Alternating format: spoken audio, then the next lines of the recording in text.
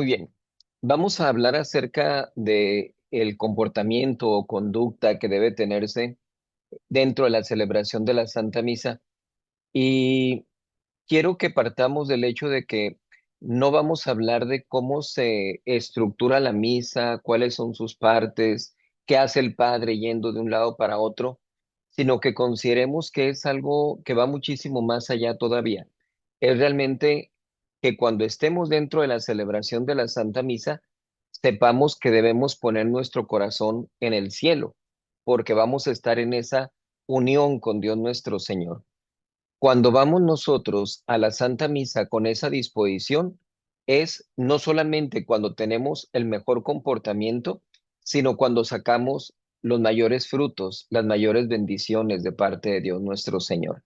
Por eso se trata de que al momento de que vamos a entrar a la iglesia, tengamos la conciencia clara de que estamos con todas las disposiciones correctas.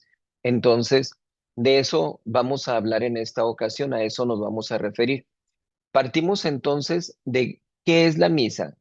Pongo aquí qué es la misa tradicional, pero prácticamente es una redundancia, porque la misa tiene que ser tradicional, es la misa de siempre, es la misa que está establecida no por la Iglesia Católica, sino por Dios nuestro Señor.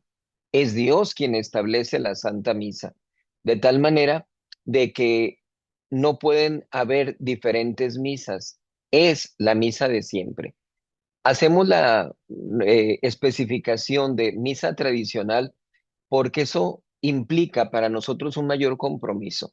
No estamos asistiendo a una misa modernista que ni siquiera debiéramos decirle misa, porque no lo es. Como ellos mismos lo dicen, es una asamblea, es prácticamente un meeting, una reunión entre ellos, donde bailan, cantan, brincan, aplauden, etcétera.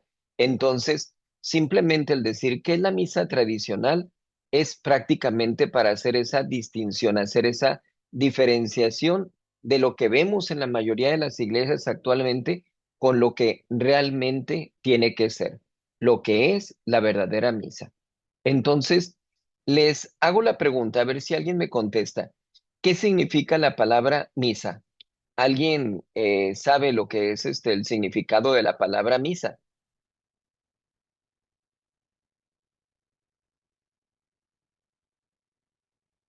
¿No? No sé, padre.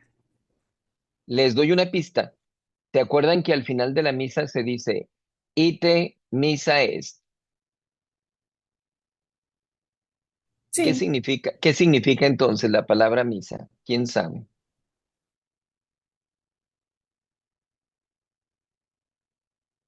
No. Dar Ok. gracias.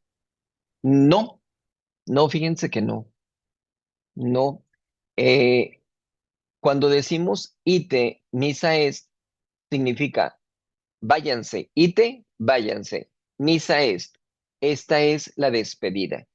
Realmente la palabra misa significa despedida.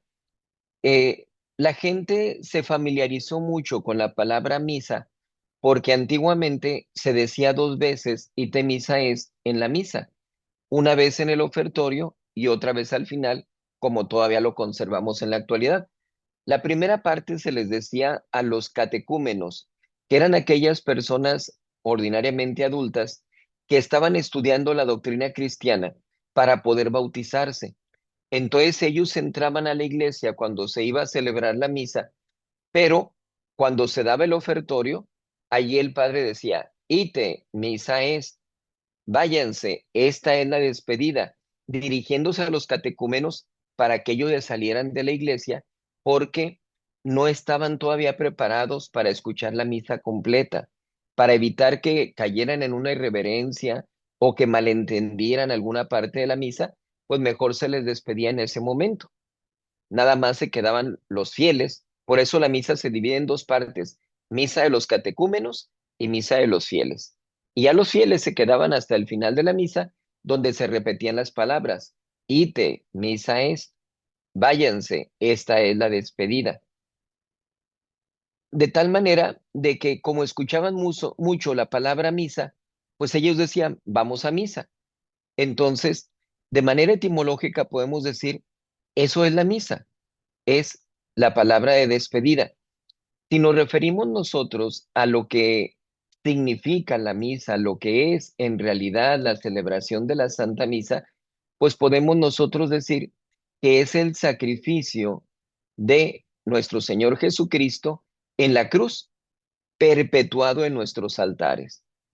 ¿Por qué decimos esto? Porque lo que presenciamos en la misa en nuestras iglesias es exactamente lo mismo que pasó en el Monte Calvario. Nuestro Señor Jesucristo es crucificado y muerto por nosotros. Pero es tanto el amor que siente Dios por nosotros que no se queda contento con realizar ese sacrificio hace más de 2000 años, sino que perpetúa este sacrificio a lo largo de todos los tiempos. Cuantas veces lo hiciereis, hacedlo en memoria mía. Entonces, la misa es el sacrificio de nuestro Señor Jesucristo que se está repitiendo constantemente, hora tras hora, minuto tras minuto, que se celebre la Santa Misa en nuestros altares.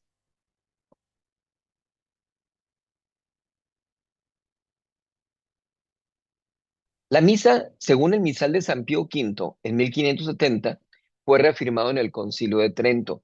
Se codifica lo que es la misa. ¿Por qué? Porque anteriormente hay que tomar en cuenta, los apóstoles celebraban la misa de acuerdo a como lo habían visto nuestro Señor Jesucristo. Pero recuerden ustedes que los apóstoles hablaban el arameo en su mayoría. Entonces, sin embargo, ellos tenían el don de lenguas. Aun y cuando hablaban en arameo, fueran de cualquier país al que pertenecieran, todos estaban escuchando exactamente lo mismo, la misma misa. Por esa razón, la, los apóstoles estaban celebrando la misa, pues en su lengua, ¿verdad? Ellos, con la tranquilidad de que todo mundo los estaba escuchando y entendiendo a la perfección. Pero ellos van transmitiendo a los sacerdotes, a los que ordenan la celebración de la Santa Misa, pero se van por todo el mundo, de tal manera de que cada quien estaba celebrando una misa diferente en lo accidental, la misma misa en lo substancial, en lo más importante, pero había algunas diferencias.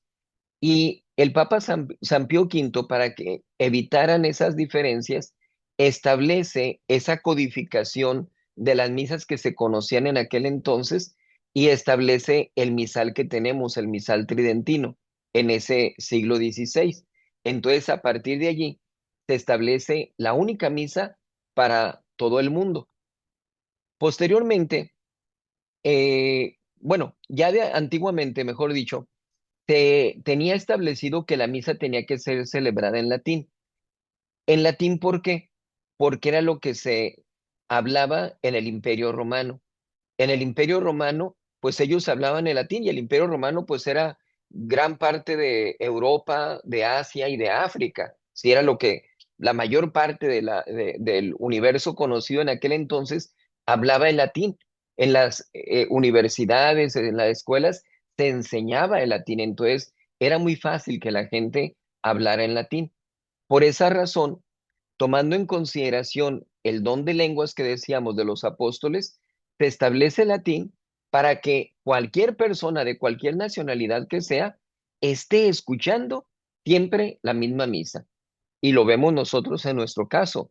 Por la gracia de Dios, he tenido la oportunidad de estar en algunas partes de Estados Unidos y de Europa, y en todas partes he celebrado la misa como la celebro acá en México, la misma misa, porque es la misa en latín. Y me han entendido y me han escuchado la misa igual como si fuera un sacerdote de su región quien estuviera celebrando la misa. Entonces, de esa manera podemos decir, estamos nosotros viendo cómo se perpetúa incluso ese don que se tiene de parte de los apóstoles, que era el don de lenguas, porque en cualquier parte se escucha la misma misa, la misa en latín. Dice aquí en la diapositiva, con el sacerdote ad orientem. La liturgia de la iglesia marca que la iglesia tiene que estar establecida de cierta forma, con cierta orientación. Por eso el sacerdote tiene que estar celebrando hacia el oriente. Con el paso del tiempo se va dificultando mucho el poder tener las condiciones adecuadas para dar esa orientación a las iglesias. Por eso se habla de un norte cameral, ¿verdad? Que quizá ustedes hayan escuchado esa frase, refiriéndose hacia donde me estoy dirigiendo, pues hacia el oriente, ¿verdad? Cuando estamos celebrando la misa, celebramos la misa hacia Dios nuestro Señor. Hay mucha gente que me dice, entonces, ¿ustedes le dan la espalda a la gente? ¿O por qué ustedes le dan la espalda a la gente? Y les digo, no, no le damos la espalda a la gente, porque si eso fuera, ustedes modernistas que van a misa, pues los de la primera banca le dan la espalda a los de la segunda a la tercera, y todo el mundo se está dando la espalda también. La realidad es que cuando nosotros acudimos a misa, todos estamos dirigiéndonos hacia nuestro Señor Jesucristo, hacia Dios. Entonces, nosotros no le damos la espalda a la gente, le damos la cara a Dios nuestro Señor. Y lo que hacen en la iglesia modernista es dar la espalda a Dios nuestro Señor. Para dar la cara, el sacerdote que se pone como un presidente hacia la gente. Entonces, fíjense la gran diferencia, lo radical que hay simplemente de la postura que se tiene dentro de la iglesia en relación de la iglesia modernista con la iglesia tradicionalista. ¿Sí? Entonces, eh, escuchamos nosotros la celebración de la Santa Misa. Les pongo aquí la diferencia con la iglesia ortodoxa. ¿Por qué? Porque hay algo muy especial. Muchas veces hay gente que dice, es que la gente no entendía el latín y quería que se cambiara la misa de latín a las lenguas vernáculas. No hay ninguna carta, ningún escrito, ninguna manifestación, nada absolutamente, donde se reuniera la gente y dijera, vamos a pedirles a la Iglesia Católica que nos pongan la misa en las lenguas vernáculas. No, debemos tomar en consideración que el establecer la misa en las lenguas vernáculas es parte de un plan de destrucción de la Santa Misa, porque tal como lo decía Martín Lutero, destruyendo la misa, se destruye la Iglesia Católica. Por eso no han podido destruir la misa, a pesar de todo lo que han intentado hacer desde el tiempo de este Martín Lutero, porque al final de cuentas nuestro Señor Jesucristo dijo, yo estaré con vosotros todos los días hasta la consumación de los siglos. Las puertas del infierno no prevalecerán en contra de ella, refiriéndose a la iglesia. Entonces, eh, ¿qué sucede con la iglesia ortodoxa? La iglesia ortodoxa, estamos hablando de iglesia griega, iglesia rusa, iglesia bizantina, eh, ellos permanecen ocultos, es una iglesia oculta, una iglesia de catacumbas, porque en aquel tiempo resulta que pues había mucho comunismo. Entonces, los emperadores que tenían, pues ellos querían dominar todo y era muy difícil para la iglesia poder manifestarse públicamente. Entonces tenían que estar agazapados, tenían que estar ocultos. Incluso hay algo que se llama cardenales impectore, que son cardenales que el Papa designa, establece para el Oriente, pero dice impectore porque es en secreto, no se hace pública la denominación de esos cardenales para que no se les descubra y se les llegara a asesinar, que aún así a muchos se les quitó la vida. Entonces, eh, la Iglesia Ortodoxa celebra la misa en algunos idiomas, pero decimos, la Iglesia griega celebra la misa en griego, pero no es el griego actual, no es el griego moderno, es el griego antiguo, que para ellos escuchar la misa en griego es como para nosotros escuchar la misa en latín. ¿Por qué? Porque del latín proviene el español. Entonces, del griego antiguo proviene el griego moderno, pero no es el mismo. Hay diferencias, muchas diferencias entre el griego antiguo y el moderno. Entonces, hagan de cuenta que ellos están escuchando la misa en latín. Sin embargo, cuando llega el momento del canon, que es la parte más importante de la misa, en la iglesia tienen dos imágenes muy grandes, una de nuestro Señor Jesucristo y otra de la Virgen María. Resulta que esas imágenes se juntan y ya los fieles ya no pueden apreciar lo que sucede en el altar. Ustedes acuden a misa y se fijan lo que nosotros como sacerdotes seguimos haciendo, ¿sí? No hay ningún problema por eso. Pueden ver todo lo que hace el sacerdote, todos los movimientos que hacen. Ellos no. Ellos ven nada más las imágenes. Con sus misales siguen la misa y ya no pueden ver nada de lo que sucede en el altar. Hasta el momento en que se va a dar la comunión es cuando se separan esas imágenes y el Padre baja y les da la comunión a los fieles. Es hasta entonces cuando vuelven a ver el altar. ¿Y qué creen? Nadie reclama, nadie protesta, nadie dice, es que no vemos, es que no entendemos, es que por qué no nos celebran en griego moderno. No, siguen escuchando la misa como siglos atrás se celebraba y sin ver la parte más importante de la misa. ¿Por qué? Porque a final de cuentas la misa es un misterio. ¿Cómo podemos entender nosotros la transubstanciación? Que es que el pan y el vino se conviertan en el cuerpo y la sangre de nuestro Señor Jesucristo. ¿Cómo podemos entender que el sacerdote, un ser humano, se convierte en alter Christus, es decir, en otro Cristo verdaderamente? ¿Y cómo demostramos eso?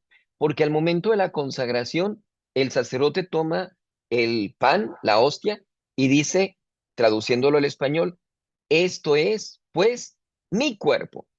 No dice, esto es el cuerpo de Cristo. Dice, esto es, pues, mi cuerpo. Si el sacerdote dijera, esto es pues el cuerpo de Cristo, simplemente no hay consagración.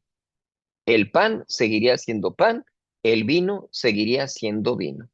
Entonces, el sacerdote verdaderamente es otro Cristo al momento de celebrar la misa.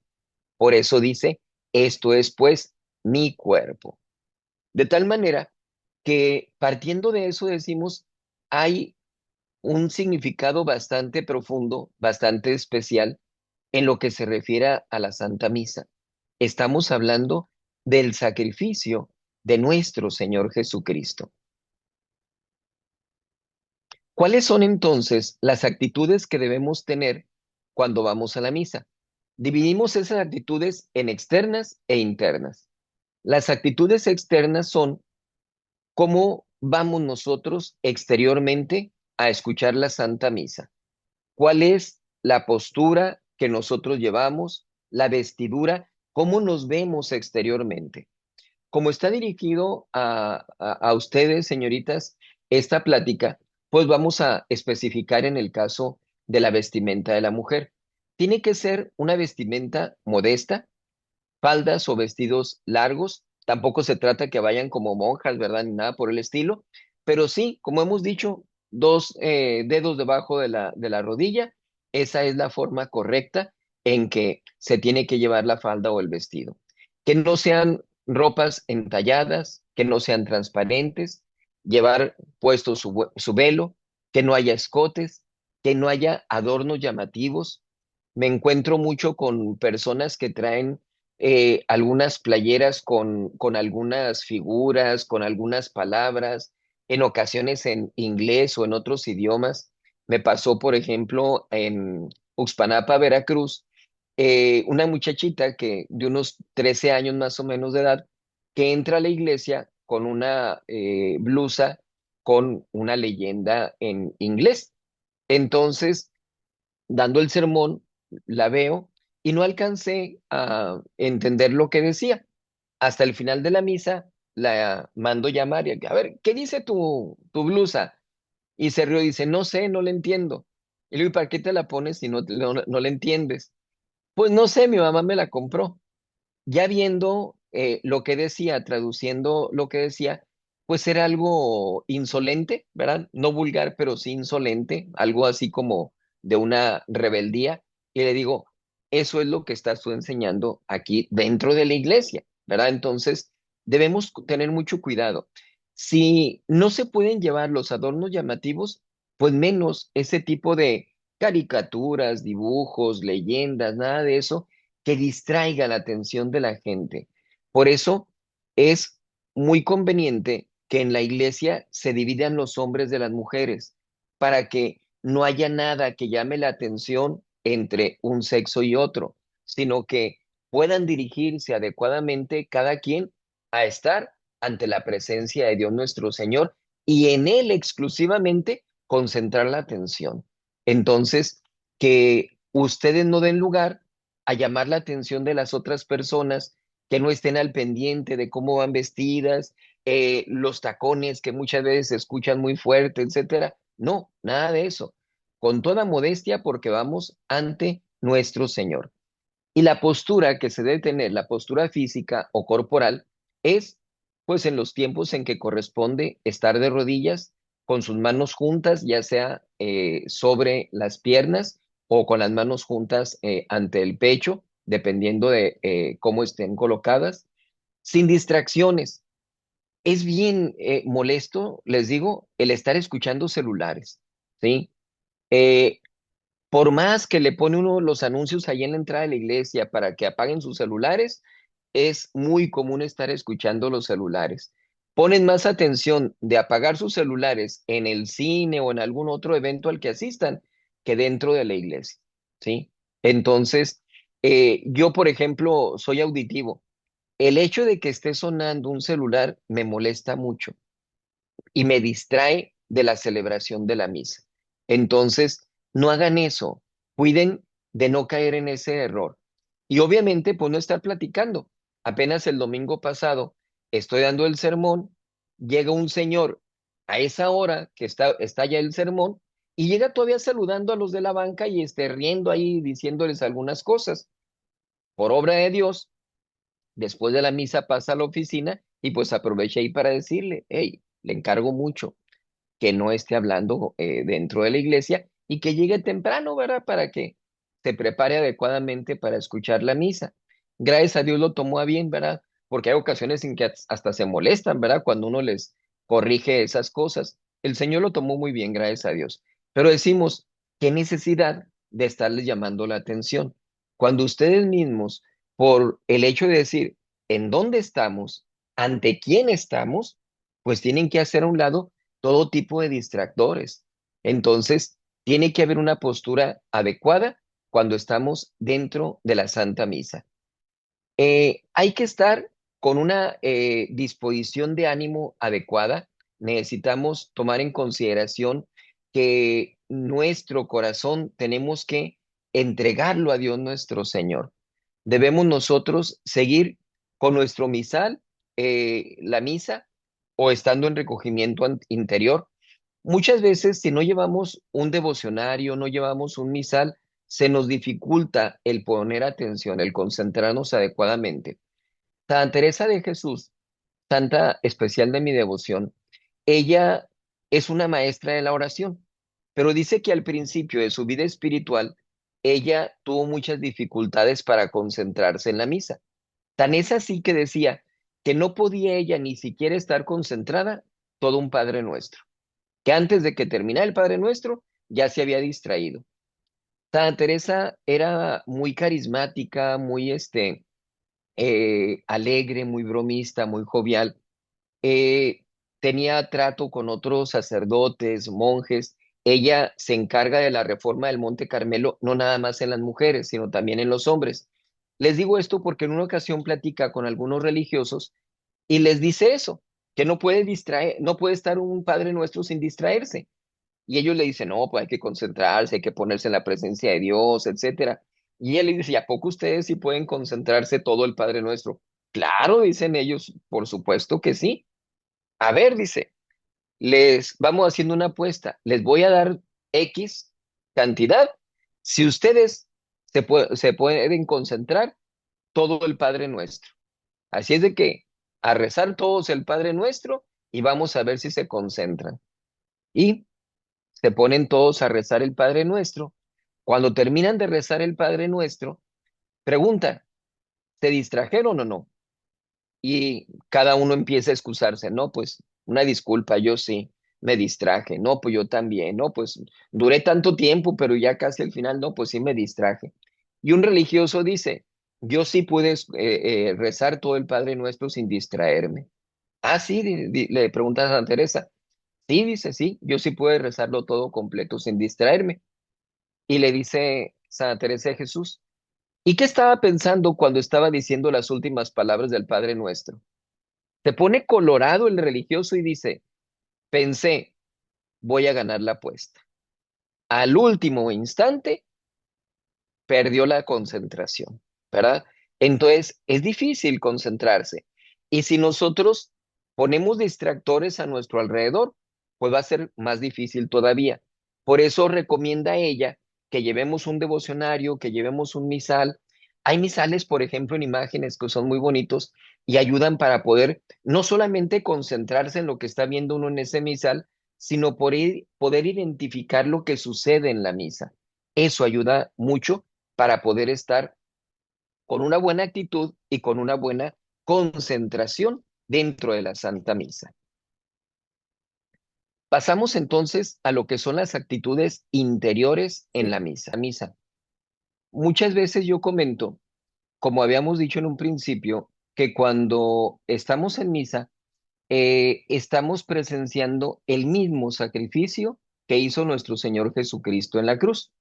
Entonces, en base a eso, tenemos que hacer de cuenta que estamos en el Calvario, donde se realizó el sacrificio de nuestro Señor Jesucristo. Y hacemos una distinción de la gente que estaba allí. Podemos dividir a los judíos de los romanos y de los seguidores o discípulos de nuestro Señor Jesucristo. Los judíos obviamente estaban con un odio, con una rabia en contra de Dios nuestro Señor, estaban ofendiéndolo, estaban insultándolo, escupiéndolo, etcétera. Los romanos estaban allí por obligación, estaban cumpliendo con un mandato que se les había dado. No les quedaba de otra más que estar allí presentes. No les importaba lo que pasaba con nuestro Señor Jesucristo. Y por su parte, los discípulos, la Santísima Virgen María, San Juan, Santa María Magdalena, San José de Arimatea, Nicodemo, etcétera, pues estaban con el corazón puesto allí sufriendo la muerte de nuestro Señor Jesucristo. Entonces, les hago yo la comparación en cómo asistimos nosotros a la iglesia. Hay gente que asiste, desgraciadamente, como si fuera judío, que está riéndose, que está platicando, que está cayendo en faltas de respeto, está ofendiendo a Dios nuestro Señor. Hay gente que inclusive se acerca a comulgar estando en pecado mortal, cometiendo un grave sacrilegio. Entonces, es prácticamente un judío, ¿verdad? Está asistiendo al sacrificio de la Santa Misa como lo hicieron los judíos en aquel tiempo. Hay gente que asiste como si fueran romanos, porque es domingo, tengo la obligación, mis papás me regañan si no asisto, no me van a dejar salir a ningún lado, etcétera. Todas esas consecuencias humanas que pueden llegar a tenerse. Entonces prácticamente están por obligación como los romanos. Pero podemos estar dentro de la Santa Misa como los discípulos de nuestro Señor Jesucristo, como verdaderos católicos que somos, poniendo la atención especial de qué es lo que está pasando en la misa. Entonces, cuando estamos en la misa debemos estar plenamente concentrados, compenetrados de que estamos ante el Monte Calvario. Estamos presenciando el sacrificio de nuestro Señor Jesucristo. Por eso yo les pido que desde antes de entrar a la iglesia tengan el debido recogimiento. A ver, voy a pasar a la iglesia, hago un alto primero. ¿A dónde voy a entrar? Voy a entrar a la casa de Dios nuestro Señor. Y hay que recordar que nuestro Señor Jesucristo expulsó a latigazos a los mercaderes del templo, porque no iban con buena disposición. Entonces no puedo yo atreverme a entrar con una mala disposición. Voy a estar ante la presencia física de nuestro Señor Jesucristo, no espiritual nada más. Hay gente que dice, no, yo no necesito ir a misa porque Dios está en todas partes. Sí, espiritualmente, pero físicamente no. Físicamente nada más en la Santa Misa. Entonces, físicamente nuestro Señor Jesucristo está en la misa y en el cielo, porque se dio su ascensión a los cielos. No podemos ir al cielo todavía para verlo físicamente, pero sí podemos ir a la iglesia para ver físicamente la presencia de nuestro Señor Jesucristo. Debemos unirnos al sacerdote y al sacrificio de nuestro Señor. Eh, Cuando la Santísima Virgen María estuvo al pie de la cruz, la Santísima Virgen María ofreció al Eterno Padre a su divino Hijo. Sabía perfectamente que nuestro Señor Jesucristo era inocente y no dice, Señor, bájalo de aquí porque él no tiene por qué estar siendo crucificado por esta gente que mira cómo lo está insultando. No, Padre, te lo ofrezco. Tú me lo diste, ahora te lo entrego por la salvación de todos los hombres. Entonces es un acto sacrificial, es prácticamente lo que se conoce como un sacerdote de los fieles, nada que ver con el sacerdocio ministerial que tenemos nosotros quienes recibimos el sacramento del orden.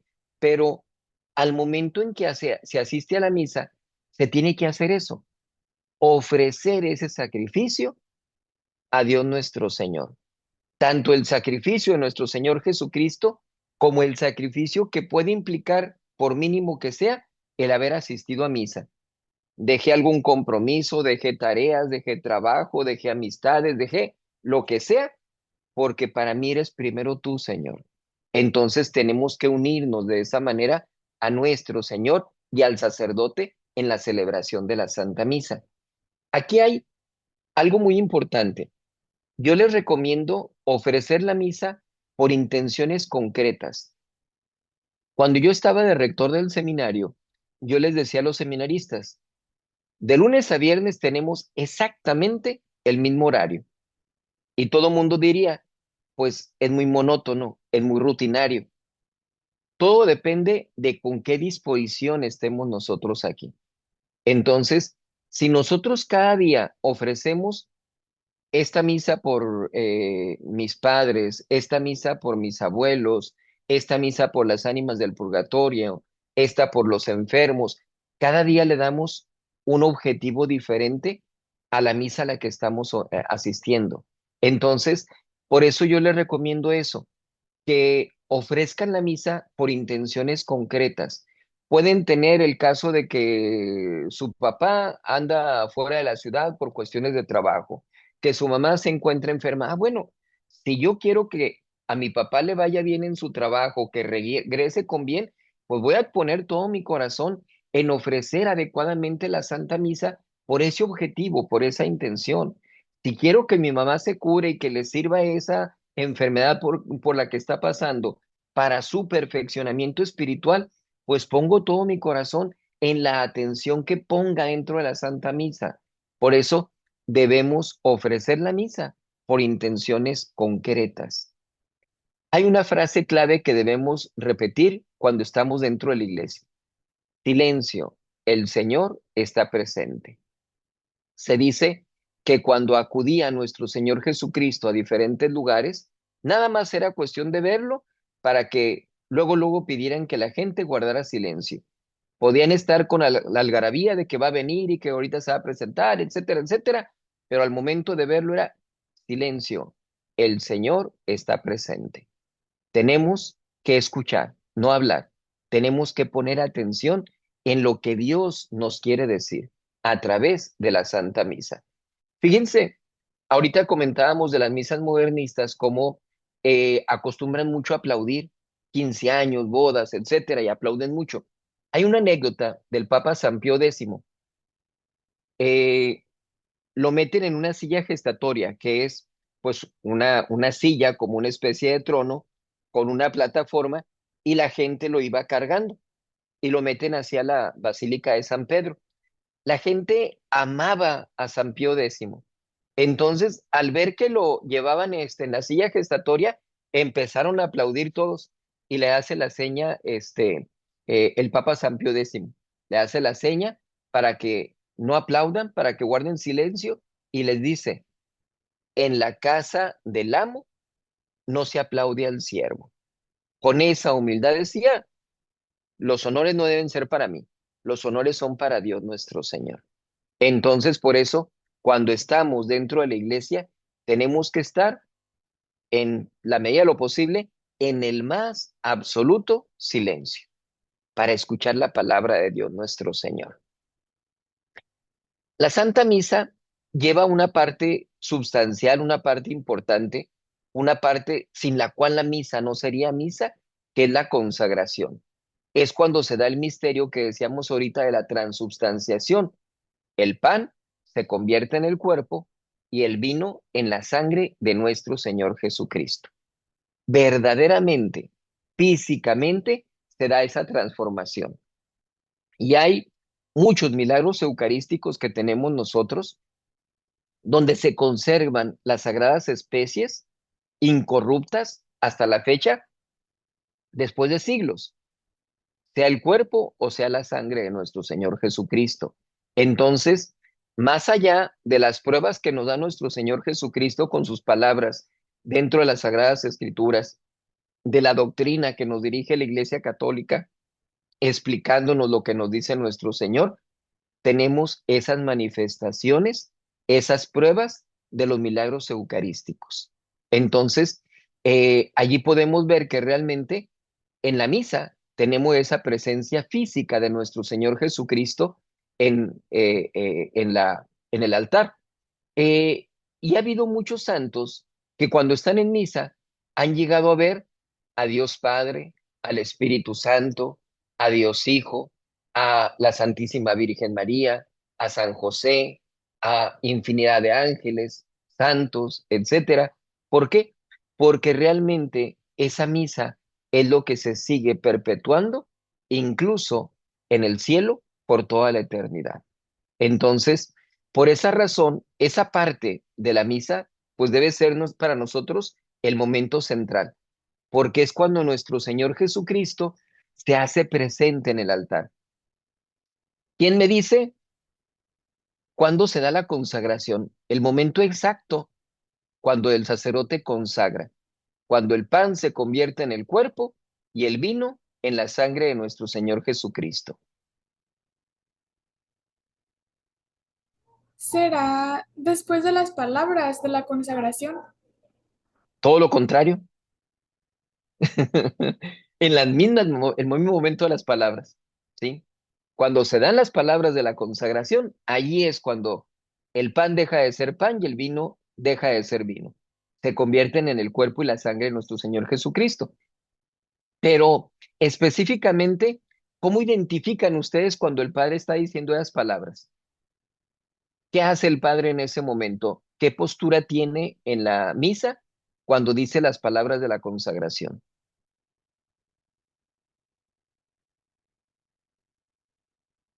Así como con mucha devoción en el altar, así voltea hacia abajo. La devoción tiene que ser desde el momento en que uno entra al altar hasta que sale de él. La devoción tiene que ser todo el tiempo, ¿sí? Entonces, pues difícilmente pueden ustedes darse cuenta de la devoción que tenga el sacerdote, ¿verdad? Pero hay rasgos muy característicos que hace el sacerdote exclusivamente cuando dice las palabras de la consagración. Una reverencia hacia la hostia. ¿Cuál reverencia? Más o menos mirando a la hostia. No. No, y eso no pueden darse cuenta ustedes. Fíjense que les platico, la liturgia de la misa le manda a uno estrictamente cada acto que realiza dentro de la misa. El sacerdote tiene bien especificado a qué altura debe de juntar sus manos, hacia dónde debe dirigir la vista. Cuando empieza uno la misa, por ejemplo, la vista tiene que ser baja. Hay partes donde uno voltea hacia el crucifijo, hay partes donde uno voltea hacia el altar, hay partes donde uno voltea hacia el misal, partes donde uno voltea hacia las sacras, ¿verdad? Pero no hay momento en que el sacerdote pueda decir, volteó para un lado, ¿verdad? No, todo lo tiene que especificar bien. Entonces, pero ustedes no se dan cuenta ordinariamente de eso, ¿verdad? Porque para empezar, pues estamos viendo hacia el altar. Pero ¿Qué es lo que ustedes ven exactamente cuando el sacerdote consagra? ¿Me lo quitas otra vez?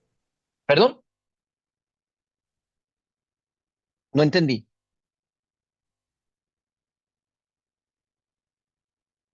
¿No? Eh, pues parece que no, pero yo iba a decir en la elevación. Antes de la elevación, ¿sí?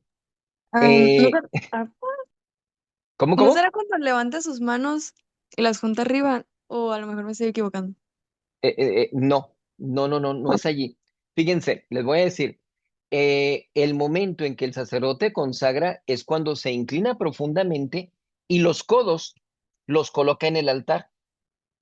Entonces, en ese momento tiene en sus dedos, índice y pulgar de cada mano, la hostia y de la sacra tiene que leer las palabras de la consagración, ¿sí? Va a ser la única vez que ustedes van a ver que el sacerdote pone los codos en el altar. Nada más cuando está diciendo las palabras de la consagración. El sacerdote tiene que leer de la sacra las palabras de la consagración.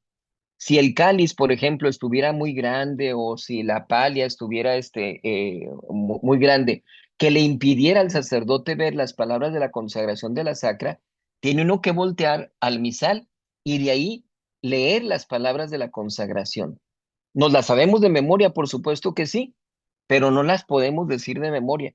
Tenemos que leerlas, porque no podemos someter a nuestra memoria las palabras de la consagración. Tienen que ser necesariamente leídas, ¿sí? Entonces, allí identifican ustedes. Se inclina profundamente el sacerdote, pone los codos sobre el altar, lee las palabras de la consagración y luego hace la genuflexión y después es cuando viene la elevación. Antiguamente no existía esa elevación de la hostia y del cáliz. Estas elevaciones se hicieron a raíz de las herejías que negaban la divinidad de nuestro Señor Jesucristo y su presencia física en la Eucaristía. Entonces, cuando ya se demuestra esa presencia física de nuestro Señor, se pide que se haga la elevación para que la gente pueda manifestar tu creencia en esa presencia física, diciendo, acuérdense aquellas palabras, Señor mío y Dios mío, que fueron las palabras que dijo el apóstol Santo Tomás cuando ya reconoce la resurrección de nuestro Señor Jesucristo, ¿verdad? Señor mío y Dios mío, ¿verdad? Entonces, eh, en ese momento es cuando tenemos ya la presencia física de nuestro Señor Jesucristo en el altar. Ahí en ese momento se tocan las campanas. Las campanas son sumamente importantes.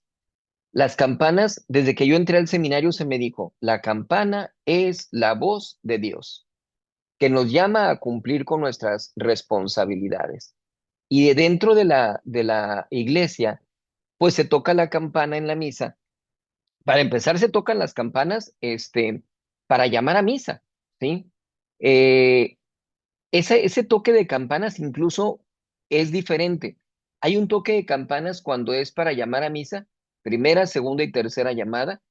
Hay toque de llamadas que se dice que doblan las campanas cuando es para misa de difuntos. Y hay toque de campanas que es con toda energía cuando se habla para juntar a toda la gente cuando hay alguna emergencia, cuando hay algún peligro, ¿verdad? Entonces, esa campana es la voz de Dios para acudir a la iglesia. Y dentro de la misa se toca la campana para avisar cuando se va acercando ese momento de la presencia física de nuestro Señor Jesucristo. Y si se fijan, el sacerdote se inclina profundamente, dice las palabras de la consagración, hace la genuflexión y en ese momento se toca la campana, porque ya estamos brindando el culto de adoración a nuestro Señor Jesucristo. Ya no es pan, ahora es nuestro Señor Jesucristo. Se hace la elevación y recuerden que el acólito levanta un poco la casulla. Antiguamente las casullas eran prácticamente redondas y muy duras, muy toscas. Entonces era muy difícil para el sacerdote levantar la hostia y el cáliz con ese tipo de ornamento. Para ayudarle, el acólito subía entonces la casulla. Con el paso del tiempo se permitió que se cambiara el material de los ornamentos, ya más cortos, más maleables, moldeables, y de esa manera ya no era necesario que se elevara la casulla, pero la iglesia estableció que se siguiera elevando la casulla porque la gente lo estaba interpretando como pasamos del orden natural al orden sobrenatural. Estábamos únicamente aquí reunidos los hombres, ahora está aquí Dios nuestro Señor con nosotros. Entonces, ese levantar la casulla significa eso. Ya hemos pasado al cielo, a la presencia de nuestro Señor Jesucristo, ¿sí? Nos unimos a nuestro Señor. Y obviamente, allí está, tenemos que estar viendo con reverencia cuando se hacen las elevaciones, tenemos que rendirle ese culto de adoración y decir, Señor mío y Dios mío. No se dice gritando como si fuera una manifestación, sino en voz bajita, como una adoración interna. Señor mío y Dios mío, reconociendo esa presencia, ¿sí? San Alfonso María de Ligorio decía, el momento de la consagración es el más sagrado del día. Necesitamos sentirnos dichosos cada vez que asistimos a la misa y presenciamos ese momento de la consagración, porque decimos, traemos el cielo a la tierra verdaderamente. Nos unimos con Dios nuestro Señor en ese momento y más si estamos en estado de gracia y más si llegamos a comulgar. Entonces, ese tiene que ser el momento más sagrado.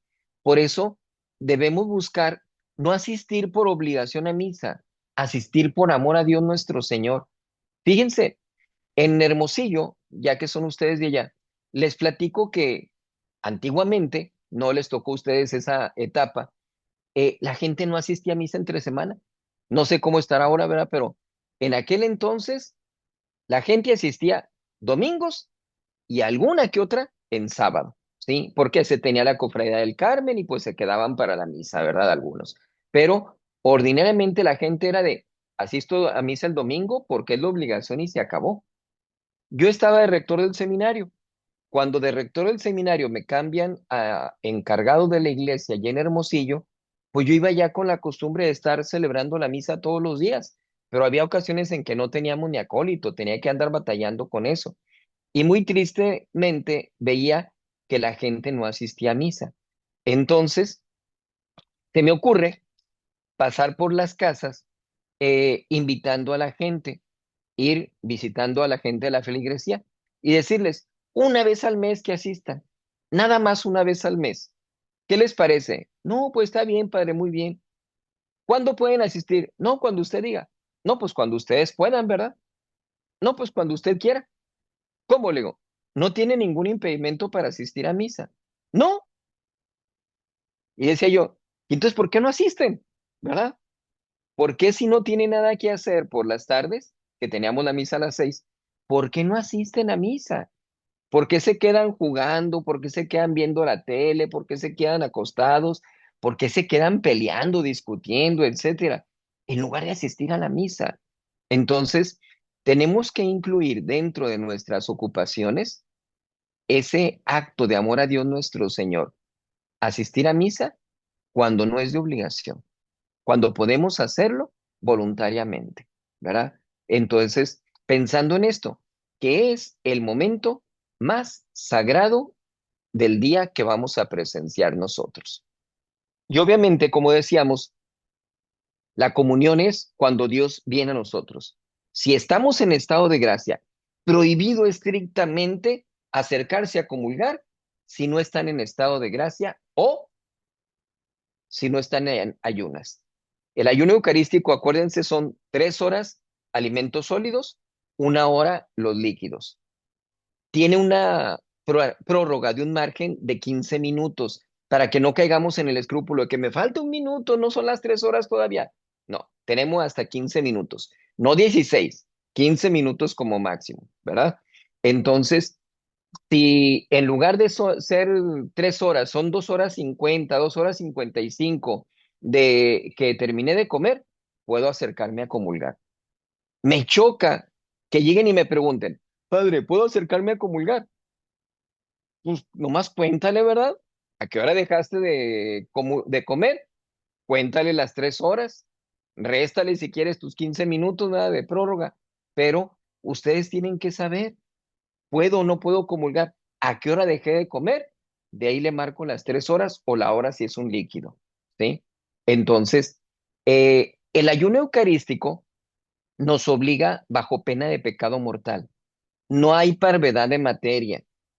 Dice el teólogo Jesús Montánchez, autor del libro de Teología Moral, para compendio para los seminarios. Dice, aun y cuando sea la mitad de un grano de arroz que llegue a comer, eso ya es un impedimento para comulgar. Ya es sólido. No hay parvedad de materia. No hay de que un frijolito comí. No, no, no. No hay parvedad de materia, parvedad es de pequeño, no hay cosas pequeñas. Tenemos que tener la disposición física adecuada para acercarnos a comulgar. Por eso debemos estar en estado de gracia, ¿verdad? Tener nuestra alma limpia, no vamos a ofender a Dios, porque dice San Pablo, quien come el cuerpo y bebe la sangre de Jesucristo indignamente, está comiendo y bebiendo su propia condenación. Entonces tenemos que acercarnos en estado de gracia, cumplir con el ayuno eucarístico y tener ese deseo ardiente de comulgar. No porque, pues ya estoy aquí, me acerco entonces. Sí, no, no, no. Tengo que enfatizar ese deseo de recibir a nuestro Señor Jesucristo. Por eso les pongo la imagen de la comunión de la Santísima Virgen María. Obviamente se trata de una pintura, no es que se hubiera dado este hecho de esta manera. La Virgen Santísima, de acuerdo a revelaciones que ha habido y lo que nos marca la teología, ella comulga en la última cena y posteriormente sigue recibiendo la comunión en las misas que celebraban los apóstoles. Entonces, ella estuvo comulgando. Imagínense la preparación que tuvo la Virgen María para poder llevar en su vientre a nuestro Señor Jesucristo durante 9 meses. Debió ser exactamente la misma, o quizás mayor ya con la mayor santidad que tenía, que cuando estuvo comulgando posteriormente, cuando recibía bajo las sagradas especies el cuerpo y la sangre de su divino Hijo, ¿sí? Entonces, San Juan de Dios dice, amo entrañablemente a la Santísima Virgen María, y tú sabes, Virgen Santísima, que eres mi madre y que te venero por encima de todo, nada más por debajo de Dios. Pero perdóname lo que voy a decir. Tuviste la fortuna de durante 9 meses llevar a tu hijo en tu vientre. Yo llevo años teniendo a tu hijo, a nuestro Señor Jesucristo, en mi cuerpo, porque día tras día estaba recibiendo la Sagrada Comunión. Entonces, si lo vemos de esa manera, como lo dice San Juan de Dios, podemos llegar a tener un privilegio más grande que el que llegó a tener la Santísima Virgen María. Imagínense nada más. Entonces, por eso, ese tiene que ser el deseo que tengamos nosotros de recibir a nuestro Señor. ¿Cómo? ¿Cómo le recibimos? ¿De rodillas? ¿No de pie como los modernistas? ¿En la lengua? ¿No como los modernistas? A mí me da mucha risa que los modernistas le tienen un fanatismo hacia la Madre Teresa de Calcuta a pesar de todo lo que llegó a descubrirse de ella. Y Teresa de Calcuta dice que lo peor que ha pasado en este mundo es que una persona comulgue recibiendo la hostia en las manos. Juan Pablo II, al que le tienen también hasta superstición, en su última encíclica que escribió, dice, se tiene que recibir a Jesucristo en la Eucaristía de rodillas y en la boca, y es el sacerdote quien tiene que dar la comunión. En la práctica es todo lo contrario, todo un desorden, todo un relajo en la iglesia modernista, pero nosotros no podemos caer en esos errores. Entonces, de rodillas, en la lengua, sin cerrar los ojos, les encargo mucho eso. No cierren los ojos. Hay veces en que batallamos al momento de dar la comunión porque todavía no abren la boca por tener los ojos cerrados y hay uno está ahí para darle la comunión. Sin responder amén. Eso es modernista. Fíjense, cuando entramos en relación con Monseñor Isidro Puente, dice que él se empezó a dar cuenta de que tradicionalistas iban a escuchar su misa. ¿Por qué? Porque no contestaban amén al momento de dar la comunión. Entonces, eso es algo característico de la verdadera iglesia y tiene que ser de nosotros. No contestar amén, porque no se contesta. El Padre es el que dice, Corpus Domini Nostri Jesucristi, custodia tanimem tuam, invita aeternam, amén. ¿Sí? Nosotros cuidamos mucho esa situación de el momento en que decimos las palabras. Me tocó, por ejemplo, cuando Monseñor Dolan, que en paz descanse, vino a México a ordenarme, que él iba diciendo las palabras por un lado y por otro lado iba haciendo la cruz. Entonces él iba más rápido haciendo la cruz y por dos personas que les daba la comunión, nada más decía una vez las palabras. Entonces, imagínense todo el relajo si la gente dice amén, pues hay ocasiones en que uno les da la comunión y tienen la hostia en la boca y amén. Pues no, ¿sí? Pues tenemos que cuidar mucho eso porque podemos desprender alguna partícula, ¿sí? Entonces, mucho cuidado con eso. Después de la comunión, tenemos que orar en silencio.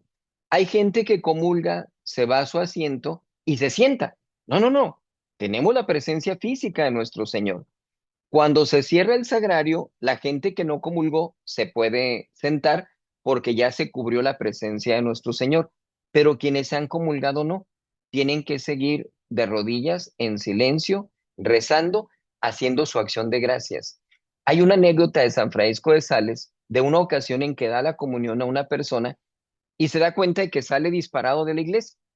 Entonces manda a dos acólitos, cada uno con un candelero, con una vela, y les dice, váyanse a los lados del Señor, a donde vayan ustedes, háganle guardia. Entonces, pues el Señor cuando se le presentan los dos acólitos, pues extraña, ¿y qué pasó? ¿Qué hacen ustedes aquí? Pues el señor obispo nos dijo que viniéramos y lo siguiéramos a donde fuera. No podamos a regresar a la iglesia a ver qué ocurrencia es esta del obispo, ¿eh? Cuando regresa, ya después de la misa, le dice San Francisco de Sales, es que te fuiste llevando la presencia de nuestro Señor Jesucristo. Y donde está la presencia de nuestro Señor Jesucristo, tienen que estar las velas encendidas. Si tú vas por la calle con la presencia de nuestro Señor, pues ellos tienen que ir a tus lados custodiándote. No les toca ver la liturgia señala, por ejemplo, cuando llevamos la comunión a los enfermos, si se trata de alguien que vive cerca de la iglesia, que tristemente en muy pocas ocasiones nos toca hacer eso, en lugares como San Pablo Atlasalpan, como Uxpanapa, Veracruz, sí me tocó llegar a hacerlo, que uno va no con un píxide, no con un relicario llevando la Eucaristía, sino que lleva uno el copón y lleva uno el palio y van con velas y tocando la campana, ¿verdad? Entonces, es algo que maneja la liturgia de la iglesia para poder custodiar esa presencia física de nuestro Señor. Entonces, por eso, cuando comulgamos, tenemos que hacer nuestra acción de gracias. Eh, no sé si conozcan el caso de la Beata Imelda. Era una niña que decía, no puedo vivir sin recibir a Jesús. Continuamente repetía esta frase porque no se le permitía recibir la comunión. Tenía como unos 12 años de edad la niña, pero en aquel entonces a los niños no se les permitía comulgar. Curiosamente, se les permitía entrar al convento en el caso de las niñas. Entonces, ella entra al convento, pero era continuamente estarle diciendo al padre, deme permiso de comulgar. Y el padre le decía no. Y le decía, es que ella, no puedo vivir sin recibir a Jesús. Entonces, si nosotros repetimos este tipo de frases, estas jaculatorias, oraciones pequeñas, nos compenetramos del significado tan grande que tiene el poder recibir a nuestro Señor Jesucristo. Y vamos a corresponder a lo que es la Santa Misa. Eh, Damos casos de santas, por tratarse de ustedes, especialmente de qué es lo que pasa con las santas en la misa. Santa Teresa de Jesús es un caso sumamente especial. Santa Teresa de Jesús es una santa privilegiada por Dios nuestro Señor. Ella estaba en una ocasión rezando y escucha la voz de Dios nuestro Señor que le dice, ¿tú quién eres? Y le dice ella, yo soy Teresa de Jesús. Y le pregunta, Santa Teresa a nuestro Señor, ¿y tú quién eres? Y Jesús le contesta, yo soy Jesús de Teresa, como diciéndole, soy tuyo, ¿verdad? Tú eres mía, yo soy tuyo. Entonces, había esa relación tan profunda entre ellos dos, entre nuestro Señor y Santa Teresa de Jesús. No me confundan a Santa Teresa de Jesús con Santa Teresita. Son dos casos sumamente diferentes, ¿sí? Santa Teresa de Jesús es la santa del trabajo, del esfuerzo, de la reforma del Monte Carmelo, de la fundación de conventos, de escribir un montón de libros. Ella es Santa Teresa de Jesús. Santa Teresa de Jesús, por todos los actos extraordinarios que tenía ella de santidad, muchos sacerdotes desconfiaban, pensaban que mentía, que podía estar presumiendo, etcétera, y la ponían a duras pruebas. En aquel entonces, para comulgar, tenían que pedir permiso. No era suficiente con el ayuno eucarístico y el estado de gracia. Aparte de eso, tenían que pedir permiso para poder recibir la comunión. Había ocasiones en que a Santa Teresa le daban el permiso para comulgar y resulta que al momento de comulgar, el padre nomás le hacía la seña que no y tenía que retirar a Santa Teresa de Jesús sin recibir la Sagrada Comunión. Triste de no haber comulgado.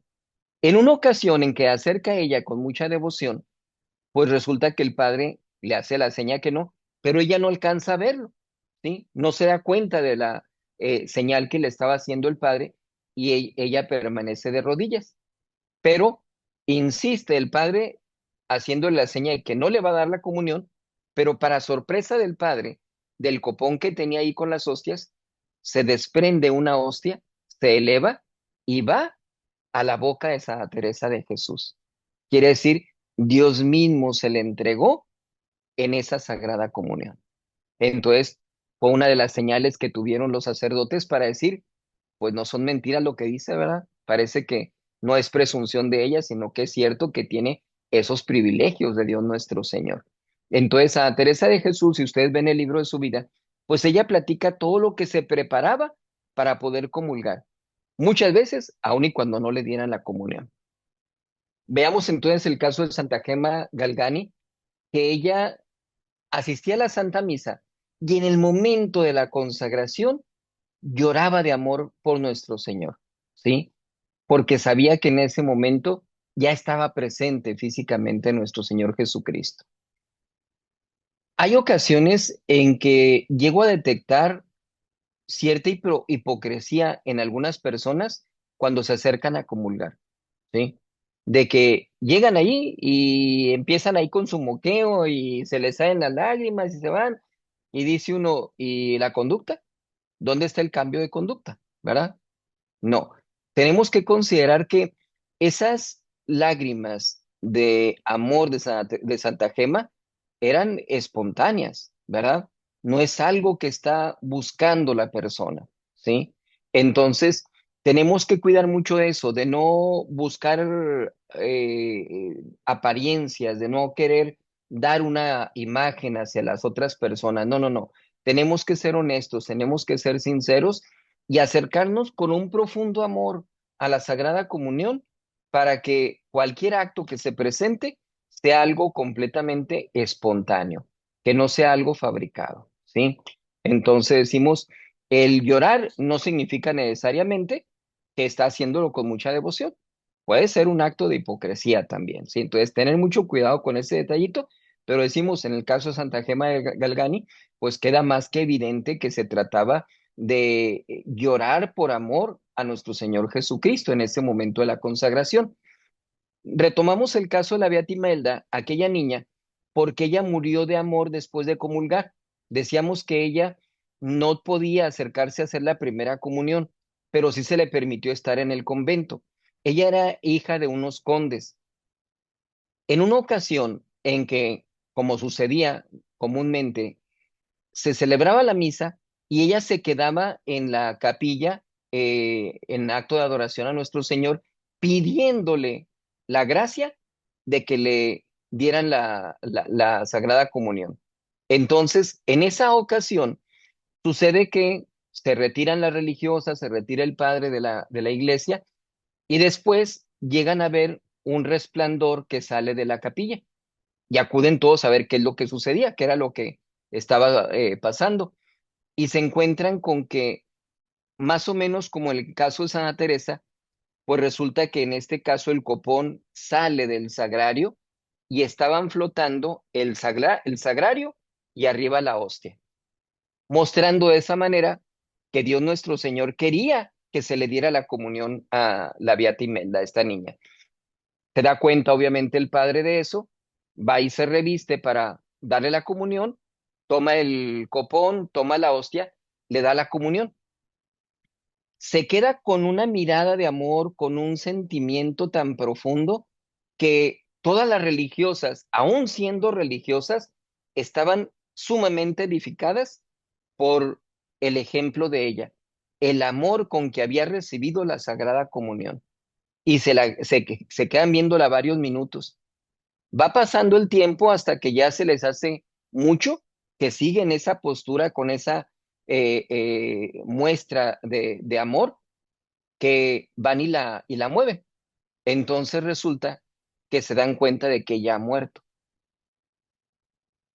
Se sorprenden, se asustan, se preocupan porque dicen, ¿ahora qué le vamos a decir a los condes? Si ellos nos la habían custodiado, ¿verdad? Estaba bajo nuestra guardia. ¿Cómo le vamos a decir a los condes que su hija murió aquí en la iglesia? Entonces, pues preocupados por las consecuencias que podría eso tener, mandan llamar a los papás, llega la mamá, le explican lo que había sucedido y, contrario a lo que ellos imaginaban, resulta que la mamá les dice, así quería morir ella, después de recibir la Sagrada Comunión. Nuestro Señor le concedió lo que ella tanto deseaba.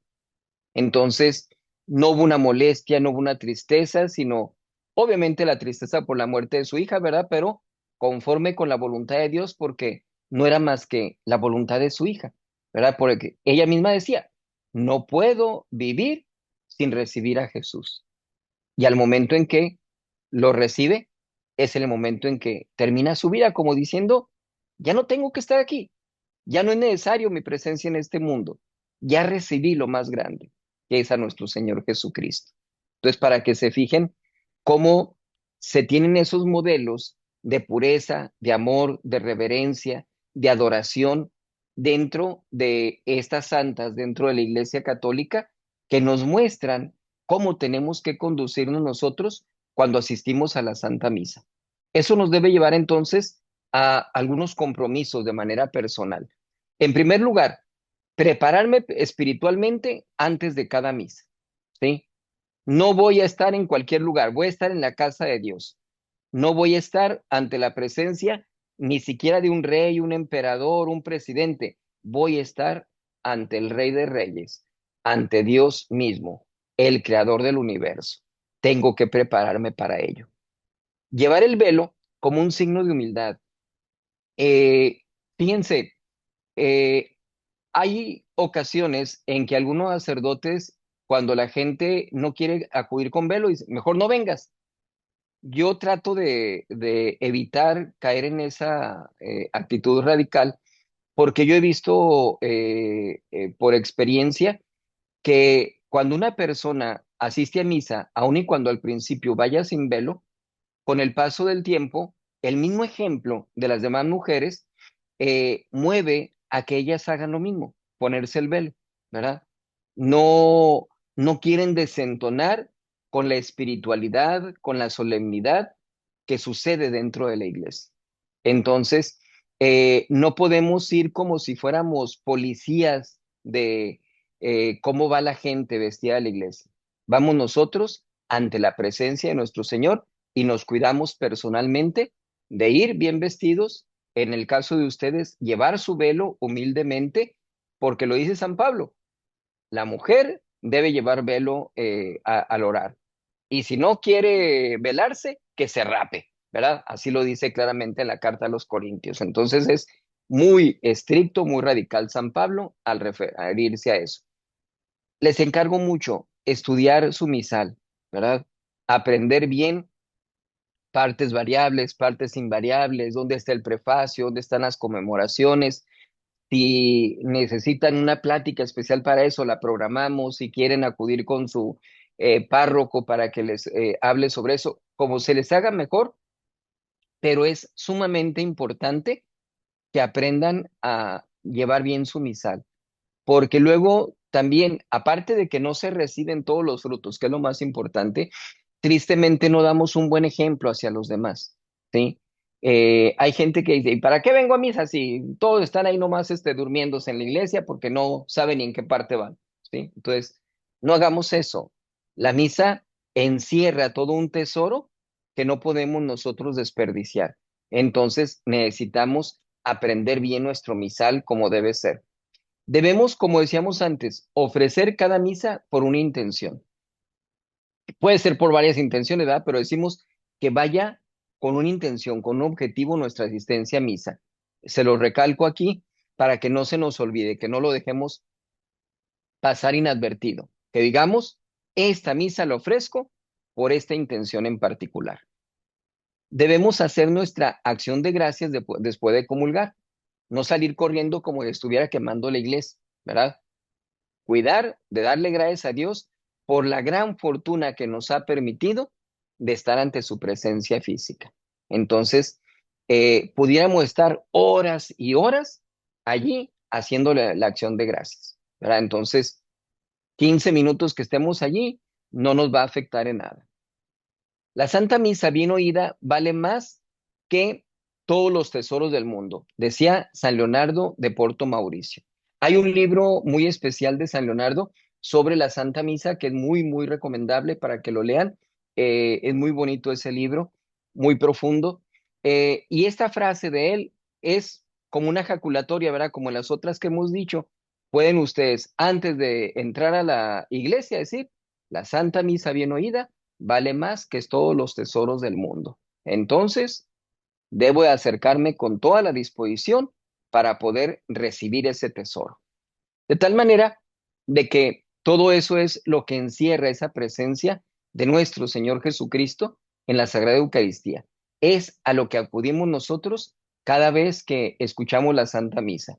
Ojalá y fueran infinidad de misas que acudiéramos por amor a Dios nuestro Señor, ¿verdad?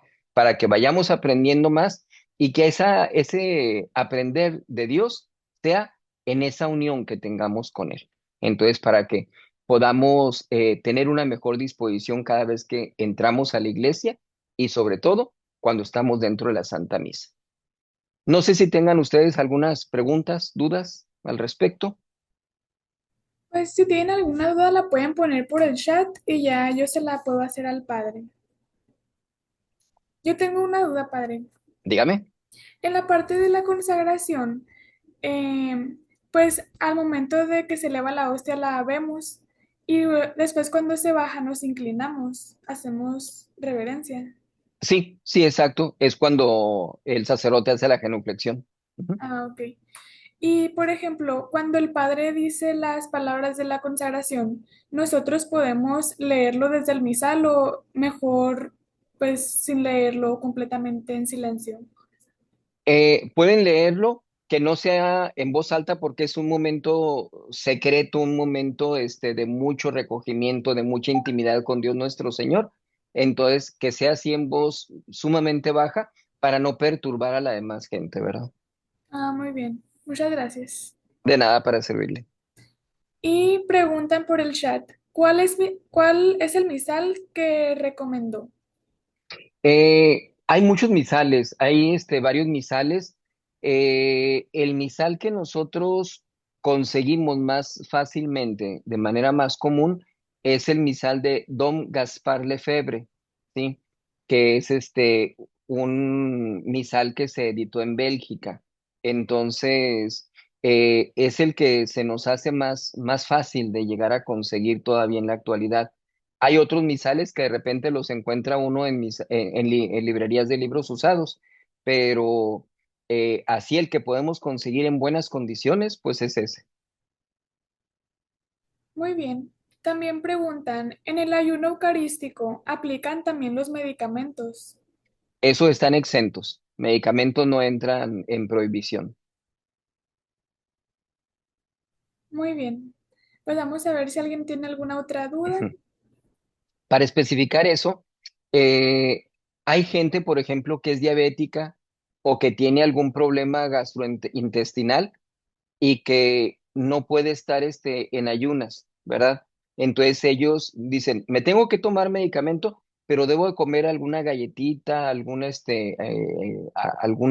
cosa, un panecito, una fruta, para que no me cause daño el estómago, ¿verdad? Entonces se permite incluso eso, ¿verdad? Para que puedan ellos estar en buenas condiciones, de salud física para poder acercarse a comulgar. Muy bien. Otra pregunta es que si en la misa hay oraciones que no debemos rezar en voz alta, como por ejemplo el Padre Nuestro. Sí, sí, el Padre Nuestro nada más dice en voz alta, se líbranos a malo por parte de ustedes. Y todas las oraciones que son llamadas secretas, que son oraciones en silencio, pues es también igual en silencio para toda la gente. Hay tres tipos de tonos de voz en la misa. Algunas que son en voz alta, otras en voz media y otras que son en secreto o voz sumamente baja. Entonces, hablar de la secreta, hablar de las oraciones de la consagración, por ejemplo, todo lo del canon, pues todo eso es en silencio, ¿verdad? Mental, se pudiera decir. Sí, así es. Ok. Hay otra pregunta. Dice, después de decir Señor mío y Dios mío, ¿qué se dice en la segunda ocasión que se responde en voz alta? Puede decirse también igual, Señor mío y Dios mío. Hay algunos devocionarios que incluyen otras oraciones, pero lo más sencillo para que sea de memoria, Señor mío y Dios mío en ambas ocasiones. Ok, muy bien. También se puede decir la oración de y por eso te rogamos para que socorras esa. También es válida. Sí, Ah, muy sí, bien. también así es. Ok. eh, acaban de decir otra pregunta. Dicen, ¿qué pasa si alguna vez traemos en la boca, en los dientes, una partecita de comida muy mini, muy pequeña, de que por un error o algo no pudiste masticar, pero se queda en la boca? Les cuento un secreto. La teología moral marca que el tiempo se cuenta a partir del momento en que llevamos el alimento a la boca, no hasta que lo tragamos, ¿sí? Entonces, ya estando en la boca, de ahí contamos, ¿sí? No le hace que todavía no lo pasemos, no le hace que se quede allí entre los dientes, no hay problema, ¿verdad?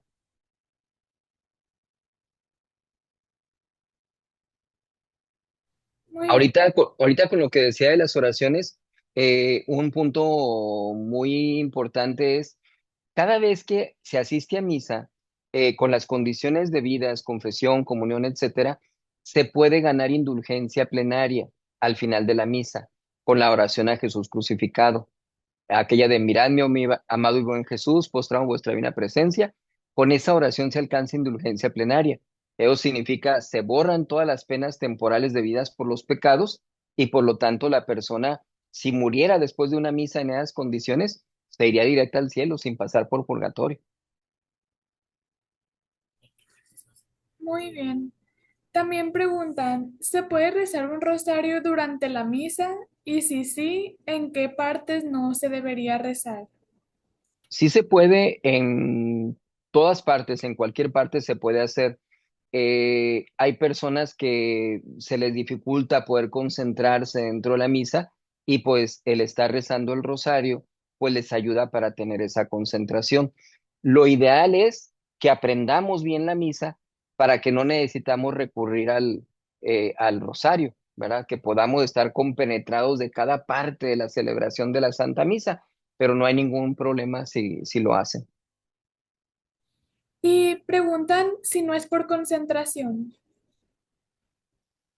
Si es por devoción, lo pueden hacer también, o por ejemplo, alguien que le haya quedado de penitencia y dice uno, si no lo rezo ahorita se me va a olvidar y lo rezo dentro de la misa, no hay ningún problema. ¿Verdad? Son dos actos religiosos, espirituales, de mucha elevación interior, que el mismo rezo del rosario me debe ayudar a estar con la debida devoción dentro de la misa. Y dentro de la consagración se debería dejar de rezarlo. Nada más bien en las elevaciones, ¿verdad? Para poder contemplar a nuestro Señor y decir las palabras Señor mío y Dios mío, que también tienen indulgencias parciales, no plenaria, pero sí parciales. Muy bien. Preguntan, ¿cuál es la oración después de comulgar para pasar directo al cielo? La de oración a Jesús crucificado, miradme, oh mi amado y buen Jesús, postrado en vuestra divina presencia. Esa es la oración. Muy bien. Preguntan, ¿cree que se podría... Ah, bueno, esta pregunta creo que no. Preguntan, cuando es misa cantada, ¿se debe de seguir la misa junto con el padre o junto con el coro? La misa cantada lleva rúbricas especiales. Por ejemplo, el sacerdote entona el Gloria, termina de rezarlo él en español, mientras el coro lo está cantando. Cuando el sacerdote va a sentarse, la gente tiene que sentarse, ¿verdad? Se sienta al mismo tiempo que está sentado el sacerdote. Lo mismo sucede con el credo. Ordinariamente en el credo tendrían que estar todo el tiempo de pie, ahí en ese caso no. Ya cuando el sacerdote se sienta, toda la gente se sienta también. Muy bien. Para la pregunta de la plática con lo del misal, vamos a ver si podemos agendar en el futuro una plática explicando cómo se puede usar el misal correctamente. Ahí les diríamos después, con el favor de Con el Dios. favor de Dios, exacto. Muy bien, pues si no quedaron más dudas, yo creo que ya terminaríamos con esta plática. Le queremos dar las gracias, Padre, por darnos esta plática. Terminamos Para con una servirle. oración.